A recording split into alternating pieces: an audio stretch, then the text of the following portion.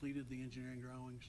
We're waiting for District 7 to sign off on those so that we can legally place the bid. We're ready. It's now up to the Transportation Cabinet to work with us to get that road built by August. Wanted to give you a little update on the cemetery wall. Of course, you've now seen that we had a car go through and make another large hole in the cemetery wall. They have ordered all of the blocks they think they need, and they may have accepted delivery of some of them. These blocks, they couldn't get hollow blocks, so these have been manufactured to come as close as we can to the current wall and its coloring. Each of these blocks weighs 120 pounds. They're solid blocks. They are preparing a new timeline for us, given the wreck damage, and I'll have that for you at the next council meeting. Speaking of the wreck, did we get any kind of insurance payment off of hitting that wall? Yes. Good. Yeah. There's a pending. It knocked the whole wall over almost, didn't it? When it hit it, just kind of Totaled leaned. our wall. Totaled our wall. That's what I was thinking. Sure, totaled their car. Well, I'm glad we did get something out of it, though. If you look at that accident, it defies my explanation. There's two holes in the fence, and there's a pole between the two holes. How do you run through a fence on either side of a post but not hit the post? Maybe he would hit it twice. Yeah. Hitting belts. Huh? Hitting belts, maybe. Yeah, But if you look at it, it looks pretty funny. that's a little more funds we'll have to put on that, though. Yeah. Might not be much, but every little bit helps. That isn't a claim that we will Yeah. have insurance help with. That's true, but, yeah. A very large issue that has plagued every council for a long time, and it is, we talked about it a lot over the last 4 years, and that is the stormwater problems that we have, stormwater runoff problems that we have. The most obvious areas are South Broadway and the flooding that we always have. But we'd be remiss if we think that's the only area of town where we have these flooding issues. We've got them all over town. Mr. Mason's area down in there, it's just everywhere. Mr. Mason's area, we did a really nice improvement out in Derby. Yeah. And I was so pleased that Judy Giannacio was showing me video on her phone of how well the improvement we made worked. That's good. But that was another example of where we fix problems in certain areas, but we don't do it with an overall plan that's really addressing stormwater issues. We just fix localized problems. And in doing so, we're still spending $800,000 to $900,000 out of our general fund and not truly fixing the overall problems. So what I've asked, we've worked with Strand Engineering, who does our MS4 stormwater permit work today. Strand is also the engineering company that the fiscal court is contracted with to help them now that they have to have an MS4 permit. And of course, we've done an interlocal agreement to where we can share some of those costs with the county. What I would like for Strand to do at our next council meeting is come before us and present a contract. And that contract will be about us gathering the data on what our stormwater issues are today, where the most pressing problems are, and what some of the cost estimates are to truly begin to solve some of these problems, rather than putting Band-Aids on them. That would then lead, after we've evaluated the data, assuming you all approve the contract,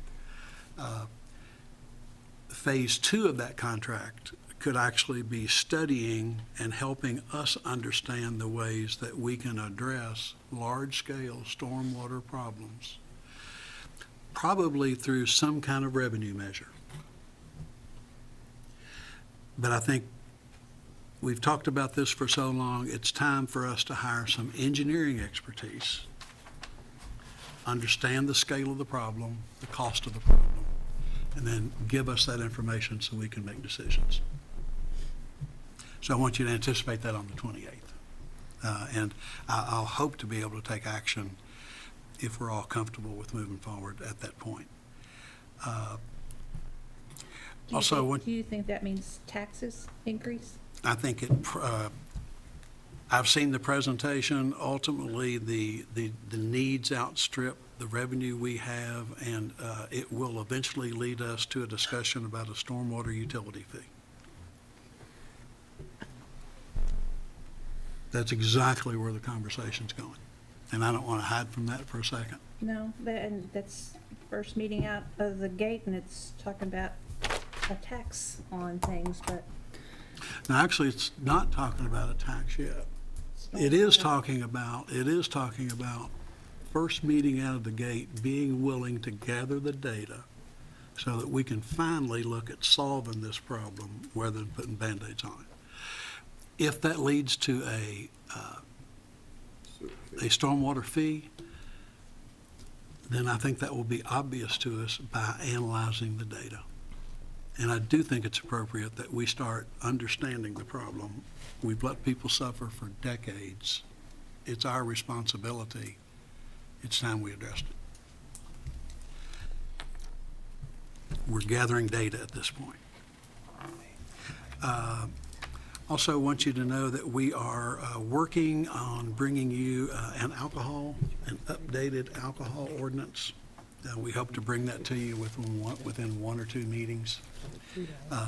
That ordinance will address some housekeeping things, some stuff, maybe some state law changes that we have to incorporate. It will also include the memorandum that Andrew drafts that helps us justify the level of the alcohol tax. You know, we can't make that an arbitrary number. We have to prove that we spend that tax revenue on law enforcement issues related to alcohol consumption. And we're really held to that standard. And that will be a part of the ordinance that we bring you. So Mayor, if we're not, I don't know that we are or we aren't, but I mean, are there things that we can look at doing? You know, if there's a little piece of that's not being allocated, or there, I don't know, does the Kentucky League of Cities or somebody provide us information on where we could spend some of that, or maybe the police department could do that? In fact, Andrew, or David, the memorandum that Andrew drafted 3 years ago to justify this was comprehensive enough to where KLC shares it with other cities, and they use our memorandum Okay. to show other cities how to do this. So we're probably good. And we've allocated, we allocate a portion of police administrative salaries. Okay. We're very methodical about this. And what's amazed us, David, is alcohol tax receipts have now reached $1 million a year. First time ever then. First time ever we've reached that threshold of $1 million Growing, in it's gonna get alcohol more. tax revenue. Yeah, but I mean, obviously you understand my question, and I'm sure you feel the same way. Mhm. Is we don't want to, you know, we want to, if we've got that revenue from that, it'd be good to invest it in some safety measures or whatever the case may be. I know you all know that, but are you bringing it up to us because we're falling short in any particular area, or are we okay? Are we right where we need to be? I think we're okay. Okay. And I think our memorandum is detailed and Yeah. thorough. It's important, there's a couple of liquor retail stores in town that are owned by prominent businessmen who object to the liquor tax that we have. And they believe that it drives large liquor purchases to Lexington rather than here. I don't know. I just don't know. I know that it's helping fund our police department in ways that we couldn't do without it. Yeah. Almost all of that $1 million is dedicated to the police department, Chief, and we're using every dime of it. And I think we're able to defend every dime we've spent. Yes, the majority of it goes to inspections and alcohol-related activities. So just letting you know that this is an ongoing question, and it's time for us to renew our deal. Okay. Yeah, and we're really bringing it up because the state laws have changed, and that requires us to revisit our ordinance. Make certain we're right. And that's right. Also, I wanted to make you aware, and we'll bring you more details on this as we can develop them. We insure a number of affiliate groups that aren't directly city employees, but they could, for example, work for an interlocal agencies that we administer, or the housing authority, or affiliate groups that are a bit under our umbrella, and we provide health insurance for them, and we should be reimbursed completely for our cost of doing that. Apparently, part of our calculations got slightly off kilter when there's a full-time equivalency number. When, do y'all recall when we went from a 12-month contract to an 18-month contract so that we could get our contracts calendar aligned, year. correct, on a calendar Yes. year? Yeah. When we did that, everybody, including our advisors, made a reasonable assumption that the full-time equivalency wouldn't change during that 18-month period. It did. It changed after 12 months. So from the beginning of last fiscal year, we undercharged the affiliates by a certain amount, and we paid for that. And the agreement that the council had when we agreed to offer coverage to these affiliates is they made us completely whole. So we've calculated what it takes to make us whole for this fiscal year. We've also calculated what it takes to go back 1 year to when this problem started to make us whole. I've talked with Judge Covington about it because some interlocal agencies, we're going to share that funding. Some of the agencies can probably cover these costs through their own budget, through their own cash reserves or their own operating account. Some may not be able to, and they may have to go back to the county if they're administered by the county, or the city if they're administered by us, and make their case for a greater budget allocation to cover these look-back costs we found.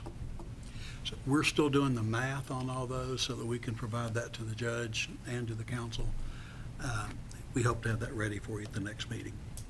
We just want to keep to the agreement that the council made with these affiliate groups. And we have to go back and collect this money, I think, to do that.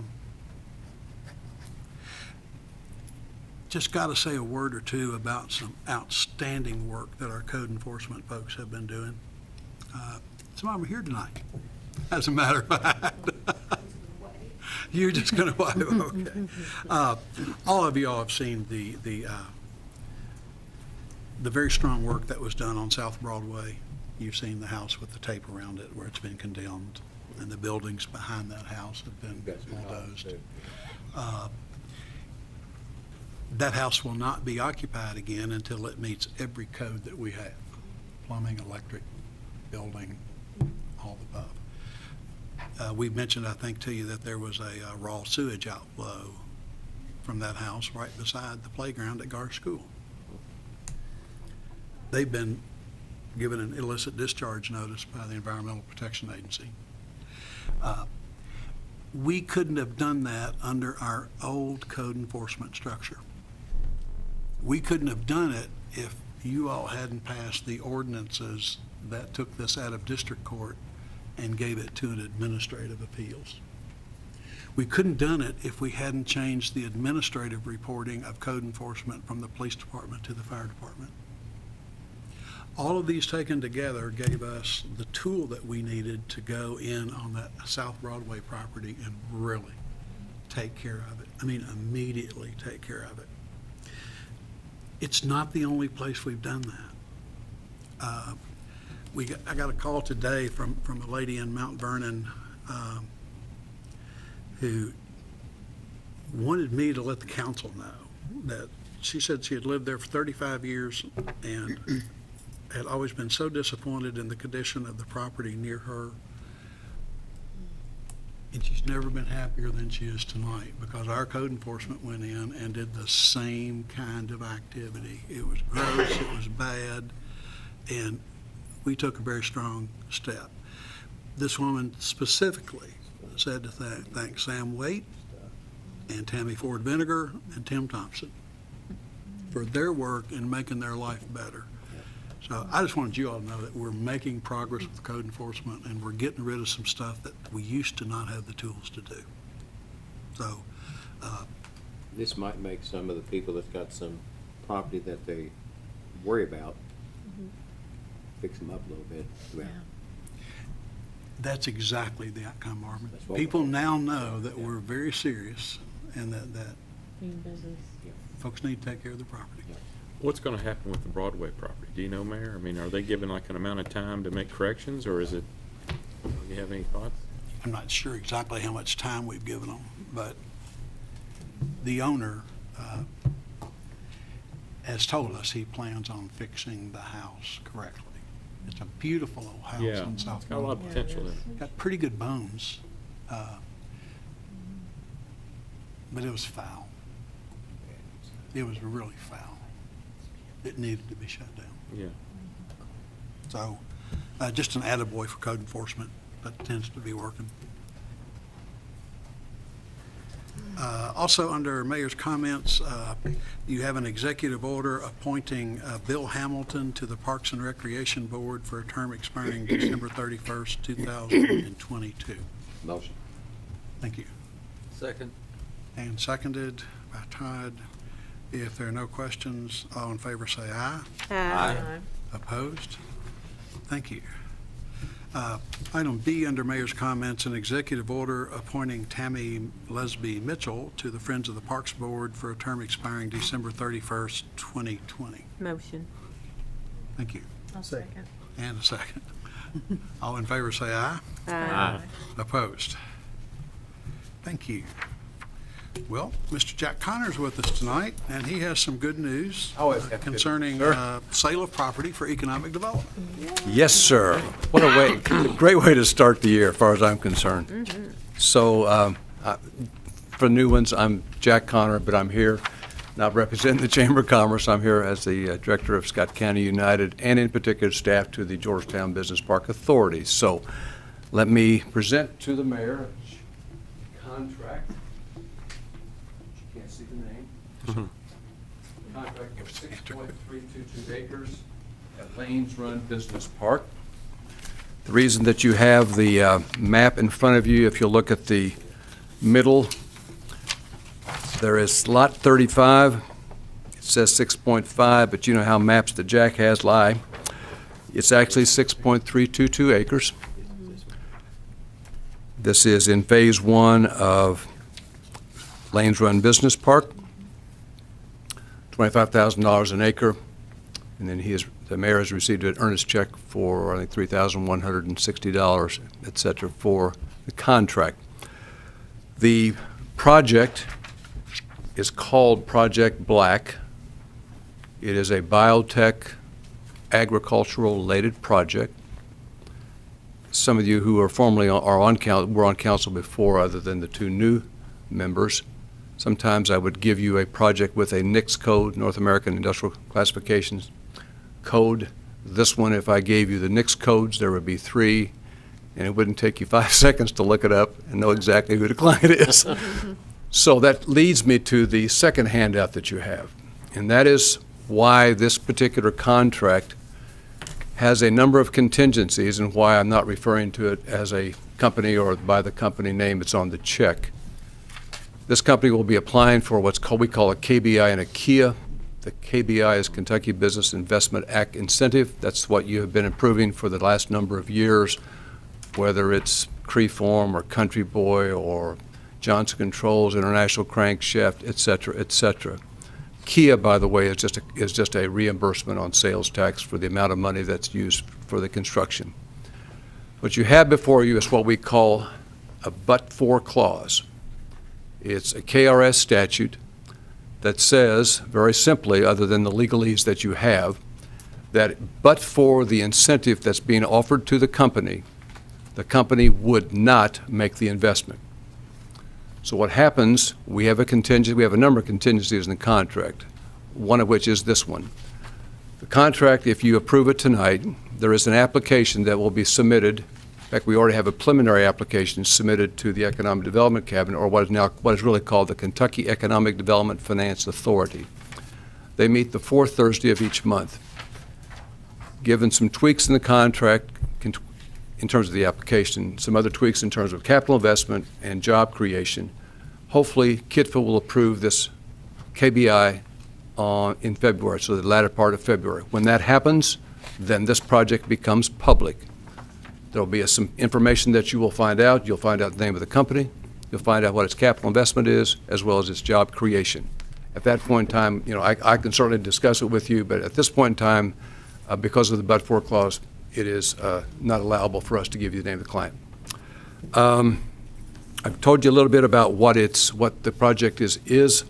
The other contingencies are preliminary development plan approval by planning and zoning, making sure that we have all utilities to site, which they already are, because this project is located between SEC and Creeform, so all the utilities are on site, ready to go.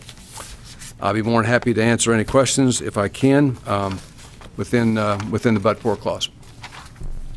Can you share with us the number of jobs it might create? They're going to be in excess of 25 or 30, and I'm guessing that the capital investment will be, per the application I've seen, the neighborhood of $6 to $7 million. Good jobs. And Jack, this Yes, sale sir. you mentioned is in phase one, Yes, sir. so we can take all of those. All this money. proceeds and apply Yes, it sir. toward that. Yeah. 6.322 times $25,000. 158,000 and change. Did you change it? This company actually is moving very, very, very fast. So the construction contractor's already in contact with us, architects. We still have to go back. By the way, again, I apologize for Todd and Tammy. There is a business park authority which kind of manages the park for the city. This is owned by the city. And so everything that they do in terms of the what's called BP1 design criteria has to come back to the business park authority and then back to planning and zoning. So we kind of coordinate our part with the business park authority with planning and zoning. But we think we can get this whole process done in 60 to 75 days, and we've been pretty lucky in that situation. Do you need a motion, Mayor, for the Yes, ma'am. contract? Motion. Second. Thank you. Motion's been made and seconded. If there are no questions for Jack? All in favor say aye. Aye. Opposed? Thank Thank you, you. sir. Thank you all very, very much. All right. Okay, moving down under GMWSS, Chase, we've got several things. The first one is second reading of an amendment to the sewer ordinance that Ms. Tackett has sponsored. This is the ordinance that we passed that indicated if we will not give you sewer unless we also sell you water. Right. Then we had to have a second first reading because we changed just a little bit of language in the ordinance to allow us to do the transaction with the urban group that triggered all of this. So this is simply the second reading of that language change. So with that explanation, Tracy. An ordinance creating a new section of Georgetown Code of Ordinances, Chapter 19, Article 3, regarding the provision of sewer services by GMWSS. Summary 1. Creates a new section of Chapter 19, Article 3 of the Georgetown Code of Ordinances prohibiting GMWSS from providing sanitary sewer service to new subdivisions and developments unless the subdivision or development also uses GMWSS for water service. Unless GMS water service is unavailable or unless the developer has obtained a certificate of sewer service availability within 12 months prior to the effective date of the ordinance. 2, provides for repeal of inconsistent ordinances, severability of provisions, and effective date upon passage of publication. The full text of this ordinance is available for examination in the City Clerk's Office, 100 North Tort Street, Georgetown, Kentucky, 40324. Introduced and publicly read the first time December 10th, 2018. Publicly read the second time January 14th, 2019.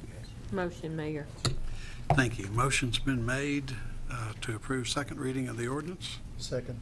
And seconded. Thank you. If there are no questions for Chase or Andrew, we'll call the roll. Council, for the new council members, Tracy and I met today about the all-important topic about when we call the roll for an ordinance. We don't want to start with the same person every time. So sometimes she'll start from the bottom of the list, sometimes she'll start from the end of the list, and occasionally she'll just start it in the middle of the list. So you should see that responsibility just change over time. Mr. Thompson? Yes. Mrs. Tackett? Yes. Mr. Stone? Yes. Mr. Showalter? Yes. Mrs. Tingle Sames? Yes. Mrs. Lesby Mitchell? Yes. Mr. Lesby? Yes. Mrs. Singer Erdley? Yes. Thank you. Motion carries. Ordinance is passed. Thank you. And And just, council, new council members will recall that this was a tool that we really thought that GMWSS needed. As Chase works with Kentucky American to help define service areas, we want to protect our turf just a little bit. And this ordinance gives us a tool to have more leverage in those negotiations. just to update you, Mayor and Council, it's been kind of on and off in the last 6 months of whether Kentucky American Water Company wanted to come to the table with those negotiations, and they've reached out to me since the new year and said, let's have a meeting and let's start discussions. I think that this ordinance helps us with that tremendously. Chase, I'll let you go through the other ones. Item B is a purchase order for HPT, and that is for a replacement of a communication board, a control panel for our disinfection process at wastewater treatment plant 2 in the amount of $10,787. And being this is at wastewater treatment plant 2, this is a pass-through cost that Toyota graciously takes care of for us. And the communication board is a proprietary piece of equipment, so it was only sourced through the sole provider. Motion, Mayor. Thank you. Motion's been made I'll second. and seconded. If there are no questions for Chase, all in favor say aye. Aye. Opposed? Thank you. Item C is, we've talked a lot in recent months about South Sewer Extension, and this is contract number 2 for design and services during construction for engineering. And this is the portion of the design that Georgetown Municipal is going to be responsible for funding. That amount, the design firm is Hazen and Sawyer, same one that's presented with me and is doing the design work for the entire project. But because of the funding sources, parts of the engineering had to be done separately, and we felt that those were the utility's responsibility. So we are funding those design services with the amount of $244,600, again, to Hazen and Sawyer. And I'm happy to answer any questions you have about this contract. What was the status on the other design work for the trailer park, for example? The contract 1 that is the city contract has been approved, and this had to go to our board. That's why it's coming afterward. But we are moving forward with design. We actually have a layout for the entire interceptor sewer from the trailer park to our existing system. We worked on that last week, and we're moving forward full And steam this was ahead. for the option that we thought was the most economical and took care of the most land mass. These were the improvements that would benefit GMWSS. Yeah. And not specifically the trailer park project. Correct. Right. But it makes improvements that make sense to our general system. And other property owners, right, that are in the area, This, along with a privilege fee to correct. reimburse for This part was of this cost, right? You said economic, but this was the most expensive option, but it was also the option that we really didn't see any way that we could not pick this option because of the development needs that we have in the south part of the city that we currently cannot meet Yeah. for sewer capacity. And this is the best way that we see to upgrade our system in that area. And sometimes, to me anyway, the most economic way might be the most expensive way. Yeah. You know, so it just kind of depends on the When situation. you look at the life of ownership. Right, And the right. We're also considering that if we do these upgrades as part of this project, again, we take advantage of the very favorable funding opportunities with the low interest Yeah. loan. Otherwise, we won't have that funding, and we'll be doing it on our own at a regular cost. Yeah. Mayor, I'll make a motion, and I'm kind of anxious. I know the sewer line extension is an ongoing project, but we're all probably anxious to hear what the future of that may look like and Absolutely. maybe And possible ownership. I'll second that. Motion's been made and seconded. Let's vote on this, and then I'll come back to that. Okay. So this is a contract entirely paid for by GMWSS. All in favor say aye. Aye. Opposed? Dave, we're still waiting to hear definitively from the owners. Have a conversation, phone call scheduled Thursday with them. They have all the engineering information. They've got all the data that you have and that we have. We still think we're on a path toward a transaction with them, but we also understand that they could, at any second, decide to shut it down and walk and do a fire sale. Okay. And we're prepared to respond to that as well, if we need to. Okay. And I think we need to just be prepared. It could go in either direction. Yeah. Okay. But I think since we've had a lot of these conversations already, I think we have vested interest at stake that we want to protect under either scenario. You know, I'd be glad for us to get their packet of information on their, whatever they're offering to sell. I mean, I guess they're marketing, advertising it somewhere. I have no idea. But is that something we could obtain? I don't Okay. know that they're actively marketing it, but Okay. I can get as much information as you want. Right now, I think they're stuck with the non-performing asset and they're trying to figure out what to do with it. Yeah. But I don't think they're actually marketing it yet. Yeah. I think their big decision is whether to take our transaction or fire sale. Okay. And we hope to know something pretty quickly. I could ask them on Thursday where they are, what's their status, what do they think? Okay. Part of the good news is that we have protected ourselves with the $1,075,000 KIA grant that we were afraid of losing. Well, we've now spent it. Yeah. So we kind of addressed that issue. Yeah. And it's a part of these paying for all this design. Yeah. Yeah. No, it's all good stuff. And I know we're moving in the right direction. It's just it's a Wish it could challenge. go faster. Yeah. Well, no, that's okay. That's part of it sometimes. Yep.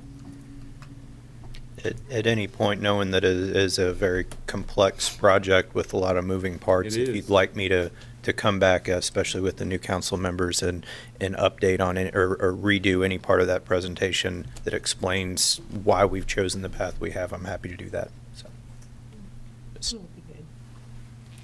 Good. Let's see, Chase, is that everything we have Yes, sir. under yours? Thank you. Any questions for Chase? Nope. Got the motion. Oh, And the second. well, we didn't vote? And vote. All in favor say aye. Aye. Opposed?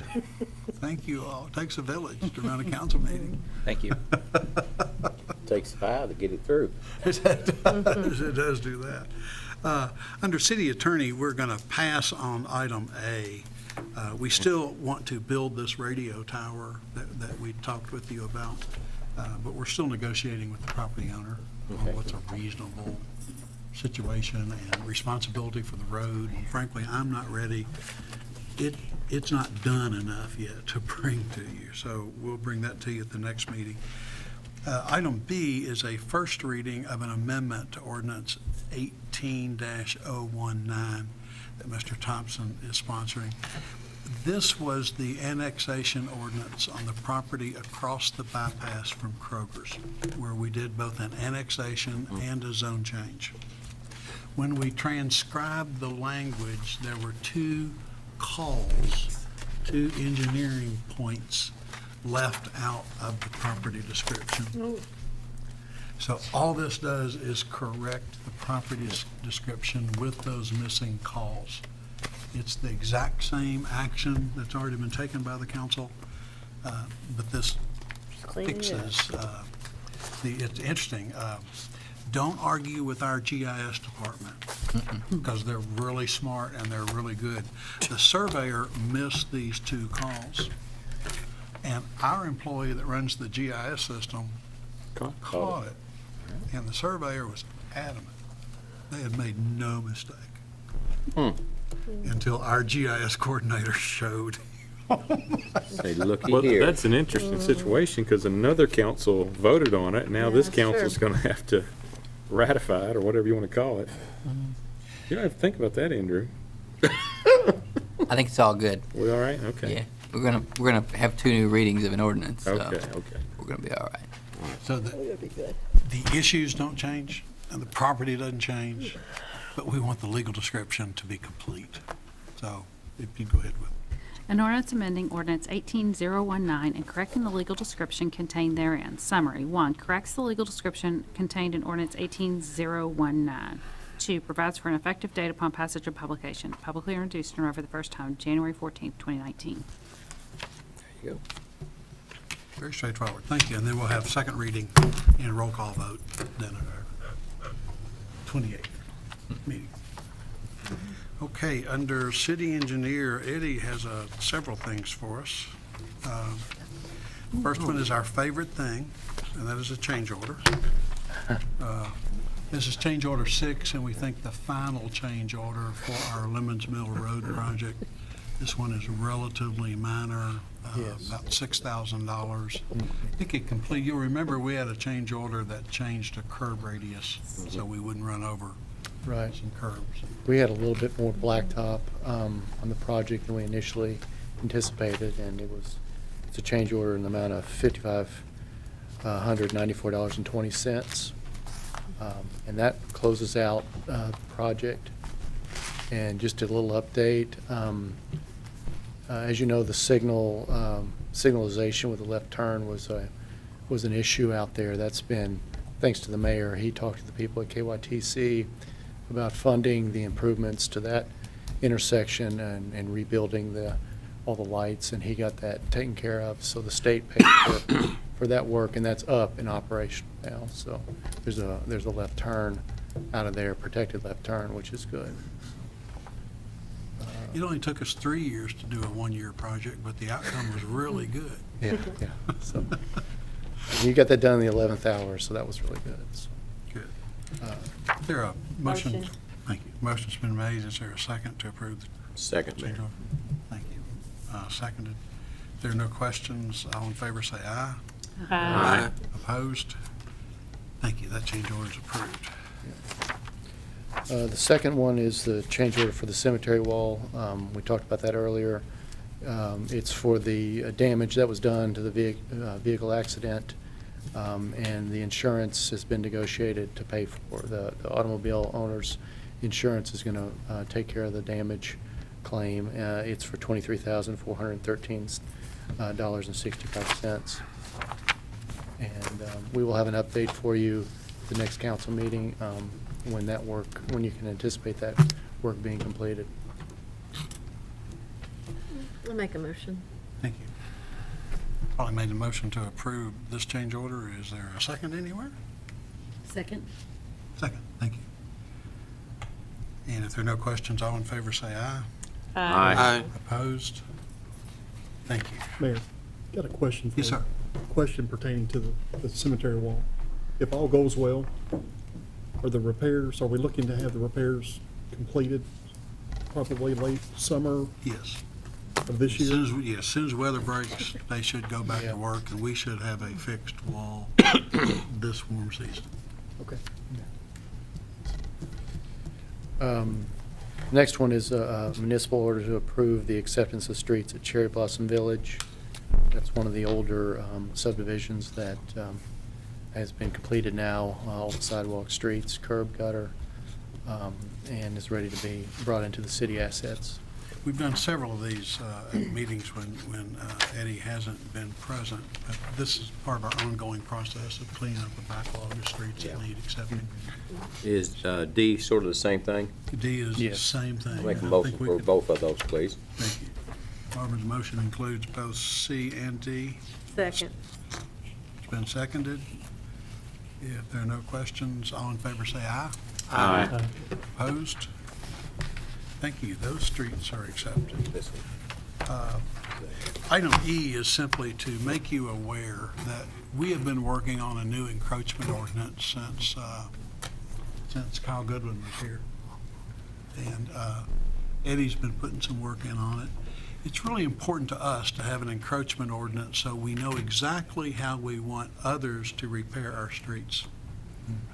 Others who ask for entrance onto our streets, or utilities who cut our streets. The encroachment ordinance will determine how we expect them to repair what they do to our streets. And we're looking at repairs that will last longer for our benefit. We're looking at some things that will look better. For example, this new ordinance requires that a utility can't do one of those ugly partial street cuts and leave it. Yeah. If you're going to do a cut, you have to cut the entire width of the street and then repair the entire width of the street. Yep. Makes a better repair, it makes a better looking repair for the city. So there's details like that in this encroachment ordinance.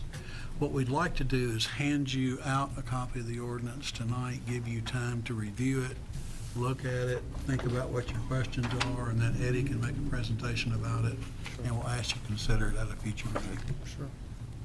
And you have copies there that. Yes. So just, again, it's something that's been on our plate for a long time, but we need to finish it up so we'll have standards. Anything else, Eddie? No, sir. Thank you. Thank you all. That was good.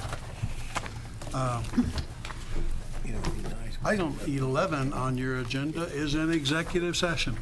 Oh, yeah. And since David is sitting next to Andrew, he That's Connie, I don't care. Karen's the one that normally does. Oh, that's right. Karen, you want to? I make a motion to go into executive session to talk about something. Just that's about what's All wrong right, down all here. I moved to enter executive session pursuant to KRS 61.610F to conduct discussions which might lead to the appointment, discipline, or dismissal of an individual employee. That's my motion. Motion's been made. Is there a second? I second. All in favor, say aye. Opposed? You and me, Thank you. Yeah.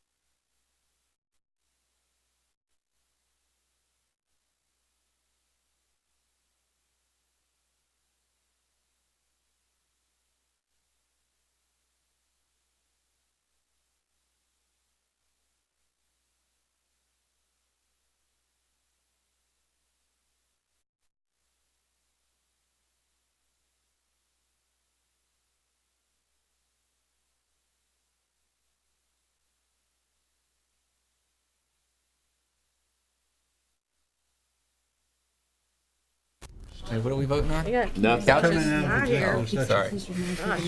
Okay, Zach, when we go into executive session, clearly we can take no action while we're in closed session. Right. So we always report as we come out of executive session that we discussed what we said we were going to. We've taken no action in executive session. What I would like to do at this point is present to the council a new personnel ordinance that adds 2 positions to our city employee roster. The first one is adding a police officer. And the reason for that hire is when we added a school resource officer at the beginning of the school year, we asked the department to use an active officer to fill that need. We promised the department that we would replace that officer for them. This is the first time we've had to address the personnel ordinance since then. So one of the 2 changes in this ordinance is adding that police officer chief. The other position that I am proposing be added through this ordinance is the position. This is old. Tracy has it. This is new. Oh, okay. Well, I don't really need that one. I know what it's doing. You do. It's just a different. It's all right. Okay. Okay. No, where was I? Sorry. Yes. Thank you. The other position that is affected by this ordinance is the creation of a new position called a Chief Administrative Officer, a CAO position, that would be added at a grade 12. The purpose for this is to give us additional management capability, additional professionalism, a step along the path that we've been on concerning growing up and developing our professional capacity within the city. Most cities in Kentucky of our population, and even many cities under our population in Kentucky, have either a city manager for professional management or a chief administrative officer that adds expertise, sophistication, and hopefully some continuity to our operations. Georgetown is now of a size and a complexity that I believe this city chief administrative officer position is necessary. And would ask at this point that we have first reading of the ordinance, which does not require a vote, but that we prepare ourselves to be ready to vote on this ordinance in 2 weeks at our meeting on the 28th.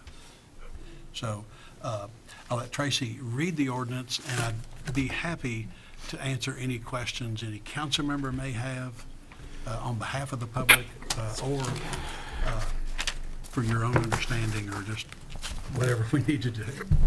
Ready? An ordinance creating a position of Chief Administrative Officer and amending Section 2-111 of the Code of Ordinances to add the position of Chief Administrative Officer in general government and to add 1 position of police officer. Summary. 1.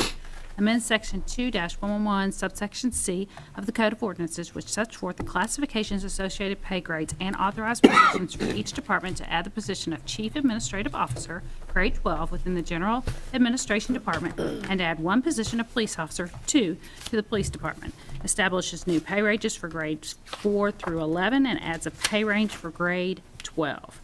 2, creates the position of Chief Administrative Officer and defines the duties and minimum qualifications of the office. 3, provides for repeal and inconsistent ordinances, severability of provisions, and an effective date upon passage and publication. The full text of this ordinance is available for examination on the city clerk's office, 100 North Court Street, Georgetown, Kentucky, 40324. Introduced and publicly read for the first time January 14, 2019. Thank you. That will constitute first reading. And as council considers this over the next 2 weeks, I'm available to talk with you about it, or if any of your constituents have questions, I'll be glad to help you have those conversations as well. And the scale for the citizens, the pay scale for 12 is, The range of a grade 12 is between 100,000 and 150,000. okay. So, that constitutes first reading of that ordinance, and that completes number 12, and that leads us down to item 13 on the agenda is council comments. So while I had an opportunity to dominate the first of the meeting, council gets the opportunity to make comments or ask questions or issues that you want us to consider, whatever's on your mind. We have a chance for each council member at the end of the meeting. Tammy, could we start with you? I have nothing tonight. Okay, thank you. Tonight, she says. Tonight, I understand. Warming up. Mark? I have been approached on 2 different occasions, probably over the last 3 to 4 weeks, at visitations at the funeral home on Highland Avenue, about would we at least discuss or look into possibly making Highland one-way. Really? I'll talk So- to you about that. Again, I'm Spent a lot of passing time on along Highland. what I have heard, and didn't know if that's something the traffic committee, or if we would at least entertain the thought of discussing or looking into. That's where I would send it, Yeah. to the traffic We're committee not for a recommendation. We're not meeting on the third Monday in January because it's Martin Luther King. So our next meeting will be in February, but I'll be glad to put it on the agenda. I do think what would help, the reason why I say that is I grew up on Highland, and my mother lives on Highland, and when I go see her, I know what it's like, because things are parked everywhere, and Millie, was right there too. But even something like the parking spaces, like they've done on the other streets, like on Water Street, would help a lot, because it's just a mess. It is a mess, and when there's cars on either. Visible and obvious. Make the spaces more visible, yeah, because when people are parked on either side, it's a mess, and the residents don't even know where to park. Well, isn't one street over Montgomery Avenue one way? Yeah, Just Montgomery is street one over? way, yeah. But I think the hard thing with just the city growing and Tucker's growing is they're just outstrip their parking. I mean, they really, Particularly at a big Well, you have a Oh, big yeah. visitation like they had this past week. oh, yeah, it was then, yeah, You- so. Not a whole lot you can do unless you, as you said, maybe stripe the lot Yeah. better or something. Yeah, because I think Montgomery's a little smaller street in width, but it is, it is one way, but it's a mess. It really is. Karen? I believe a gentleman talked to you and to Eddie, Mr. Charles Wilson from the VFW. Talked- Yes, yes. Okay, and he came by the shop, and he said he talked to 3 of us now, so we'd get some attention. And actually, I've already talked to Eddie, and he said that he would go check it out and take a look at it and see but they're having flooding issues, as always, back to our stormwater. We do have the problem, and so he wanted to see and look at it and see if anything could be done with that, so. We've had consistent complaints from Maddox Street over, folks, this is a water that comes from the railroad area, Yeah, and it constantly runs across Maddox. yeah. It's, Robert and I talked about it today. We were wondering if there's a wet weather spring or something. That Something there. always does that. I started bringing up when Mr. Conway was here, similar kind of issue. Eddie has not had a chance to ever really go over there, but now he knows he needs to, so. Okay, and then I had another suggestion. Why could we not go on live on Facebook? Oh, Facebook Live. Yeah, because they said we're missing an opportunity, not being on Facebook Live. You mean streaming our council meetings? Yeah. Just live We're stream. close. What's the extra thing that we need to do to get it there? We needed to have some rewiring done, and it is, I believe it was done last week. Okay. We didn't have enough connections. Of course, we're not even live tonight because we had an equipment malfunction, but Are we recording tonight? We are recording, we're just we not, can get it and on we're our- broadcasting, there's just no sound. So we can get it on, still on our YouTube channel. We'll get it on, we can get it on YouTube, and we've talked about different, live streaming options. Yeah. But Facebook Live Live's, really is a good thing. Uh-huh. Yeah. It really. Maybe we could get a little more, we want something that has quality, and I don't know, not being on Facebook, I don't know what kind of quality you can get, but It's pretty good. The there's, police uses it. They use it in a lot of their things, Right. and it's really, yeah. Everybody's using it, so Yep. we need to get there if we can. very, very soon. We have the capability, we just have to pull the trigger. Okay. Anything else, Karen? No, that's it. Thanks. Connie? Not really. Enjoyed the luncheon today at the Chamber luncheon today to hear about the 4 women who are principals at our high school. I just want to throw that out. It was pretty interesting. You know we ain't gonna do it. And I'm looking forward to these next couple of years and what all we've got going on in the city. It's pretty exciting. And thanks for all the information that you bring us. Yes, ma'am. Thank you. That's all. David? No, sir. Mark? Just like to welcome Todd and Tammy.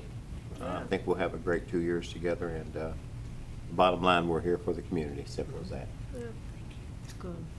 I agree. Looking forward to working with you all, definitely.